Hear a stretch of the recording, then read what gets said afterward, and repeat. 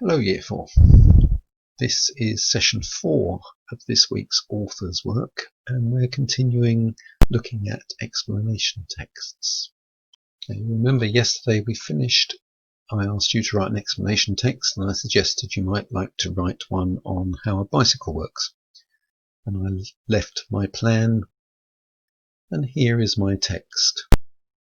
So just get rid of me so we can read it together. How a bicycle works. Have you ever thought about how pushing a pedal makes a bicycle move? Riding a bicycle is a good way of exercising and getting out and about to visit places. A bicycle, or bike, is a fairly simple mechanical device, the basic design of which has not changed since they were invented over 150 years ago. The wheels are moved by a chain, which in turn is moved by pressure applied to pedals. The skill in riding a bike really lies in learning to balance. A bicycle is made up of a frame, a saddle to sit on, handlebars to steer with, two wheels and some brakes. The rear wheel is connected to a chain wheel by a chain, and the chain may go round some gears. The chain wheel has two pedals that the rider pushes down on as they ride. The rider sits on the saddle and places their feet on the pedals. As they push, the chain wheel goes round. The chain loops round a gear on the rear wheel. The moving chain then turns the rear wheel. This causes the bike to move forward. Some bikes have gears which increase the amount the rear wheel turns in relation to the chain wheel. To ride a bike successfully, the rider needs to practice balancing as they move and turning the bike using the handlebars. Riding a bike is a skill that once learned is never forgotten. It is a good form of exercise and gets the rider out in fresh air. A bike is also non-polluting, so its use is good for the environment. So, how many of these have I included? Have I used a question title? No, not really. So, can't tick that one. Have I a short opening that includes a question? Yes. My opening sentence is a question. Are the stages of the process in chronological order?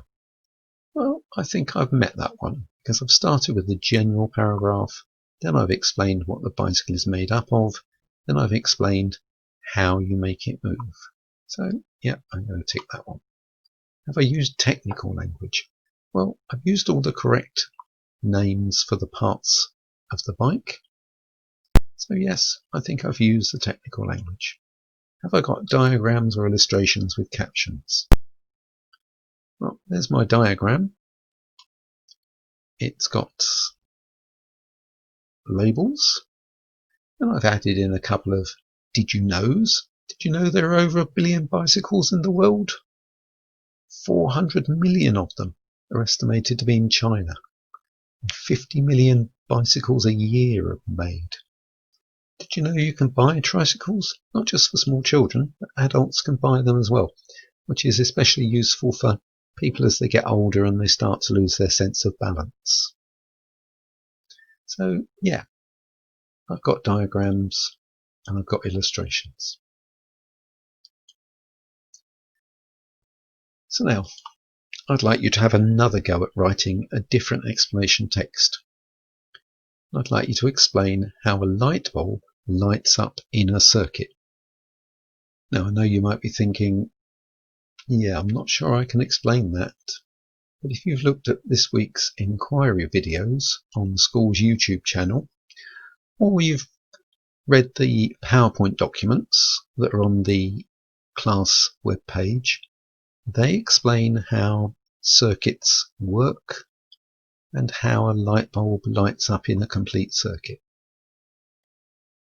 So remember to include those explanations in your text about how you make a complete circuit, what it needs to be a complete circuit, and try and include an explanation about free electrons, because that's what makes the light bulb light up.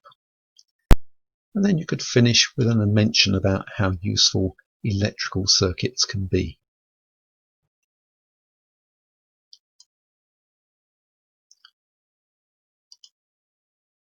And then when you've written your text, go through this checklist and make sure you've included as many of those things as you can.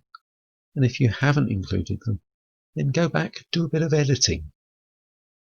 And then you could either take a photograph of your explanation text and put it on our Padlets, or if you're feeling really brave, you could record yourself reading it out and post the audio file so that we can have a listen to your explanation. And that, of course, will also help with our PSHE for this term, which is about speaking and listening. So you could do two things in one. I hope you enjoy writing the text, and I look forward to reading some of them.